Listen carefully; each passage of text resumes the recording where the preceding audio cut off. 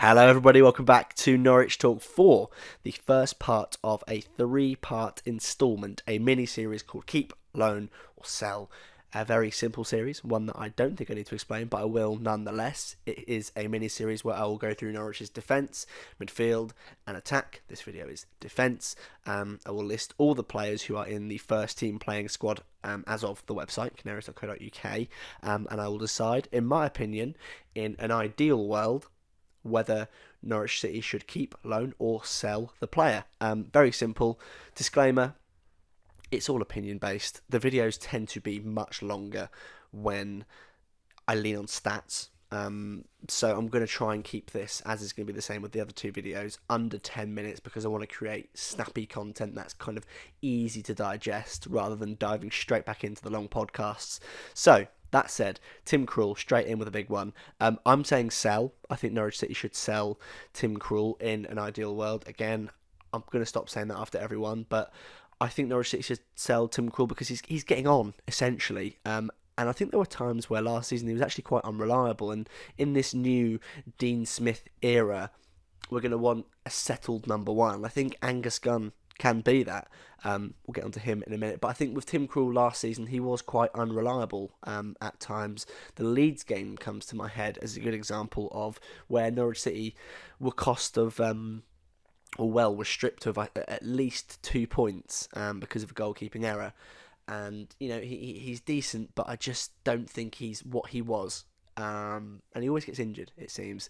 Michael McGovern is a keep on the basis of he signed a new contract. I think he's going to become a coach. I think that's the plan, maybe. Angus Gunn is a keep, much younger than Tim Crull. He proved himself last season, Angus Gunn. He came in and conceded, I think, a fair few goals, but without Gunny in goal, it seems like it would have been 2, 3, 4 times the amount that were shipped in that little period that he played. He seems to have grown up as a goalkeeper, and being someone who sits behind the goal on the river end, so I can hear everything on the pitch because I sit in the river end, he sounds a lot more vocal. And it sounds like he's actually organising his defence compared to when he played for us before in the Championship. So I'm a really big fan of Angus Gunn. I thought it was a pretty good signing at the time. So I think he should be our number one, which would see Tim Crull likely to go. Max Aarons is going to be a sell for me on the basis of, I think if we're going to make signings, it's going to have to be funded by selling Aarons for 15, 20, at a push, £25 million. He's hit his ceiling at Norwich City. I think he's too good for the Championship, to be honest, and I wouldn't be surprised to see a lower Premier League team.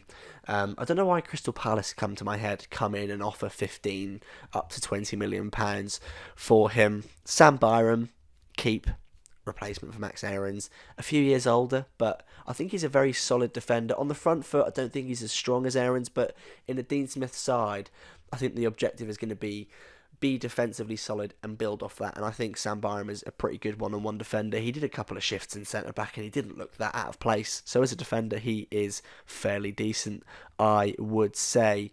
Bali Mumba next is going to be a keep, and that's directly linked to selling Max Aarons, which is Mumba is going to provide a sort of competition for Byram in that right back position. He was out on loan at Peterborough. There are a couple of clips of him looking quite good on the front foot, which is going to be an important factor in terms of his breakthrough into the Norwich City team, if that is to happen. We've seen a few glimpses, haven't we, of Mumba being quite good. So hopefully there is a player there. And in the Championship, pardon me, by the way, I'm so sorry. In the Championship, quality isn't the most important attribute, which I think sounds a bit bizarre to say, but I think you will also understand what I mean in terms of a good attitude and a positive attitude and someone who goes for it. You can do it, essentially. You can achieve it. I think Onel Hernandez is the example that comes to my head there. Dimi Genis, my voice is disappearing very rapidly here. I do apologise. I have absolutely no idea what's happening to me. Dimitris Genis is going to be a keep. He was very unlucky to not get in last season. I think he's a little bit overrated by fans, myself included at times, where he was almost made out to be God's gift to man, essentially. But he's not. But he is quite decent, and again, at a Championship level in a team that are looking to get promoted again, I think he'd be a very good player. On the front foot, very good, very brave, always willing to take players on, which is good. As a defender, not great. I'd probably say as good as Brandon Williams in terms of a from a defensive perspective, but on the front foot, I think he's really, really good. And if you're looking to create sort of a balance in that back four, I think you look at someone like Genis could push forward, Byram will be the one to drop back. That's kind of how it plays out in my head. McCallum, copy and paste a point for Bali Mumba. Has a little bit of championship experience, as does Bali Mumba, but I think he is good enough to provide that competition for Giannoulis. I prefer having McCallum to someone like Williams because he is our player. Maybe he won't be as good, but he's our player, he's our prospect. Dean Smith can coach him and know that he's going to be at Norwich City in the future, whereas with Williams, it's kind of like, he's going back to Man United, isn't he? So I think McCallum could provide some good cover, good competition. Ben Gibson is going to be a keep at a championship level in games where I think Norwich are likely to dominate. I think he'll be good. He's not likely to be pressed too much, apart from the teams who decide to come and press Norwich. They're a kind of... I look at the Farker championship winning team in 2021, which was... There were two approaches to playing Norwich. It was sit back and park the bus, which was more often than not, or it was get in their faces and extremely high pressing. There was no sort of middle ground. There was no trying to outplay Norwich. It was one or the other. And in those games, I think Gibson struggled a bit, whereas I think most teams will maybe sit off a bit, and I think Gibson will be fine in that environment. Hanley, I think he's a really good defender, Grant Hanley. Not great on the ball, but in the Championship, again, as a defender, someone who's good at tackling, good at winning headers, your ability on the ball isn't as important, and I don't think this is going to be it's going to be a team that plays as slick passing as Daniel Farker's team once did. I think it's going to be a more pragmatic and more practical team in the Championship. Fingers crossed. Christoph Zimmermann is going to be a keep.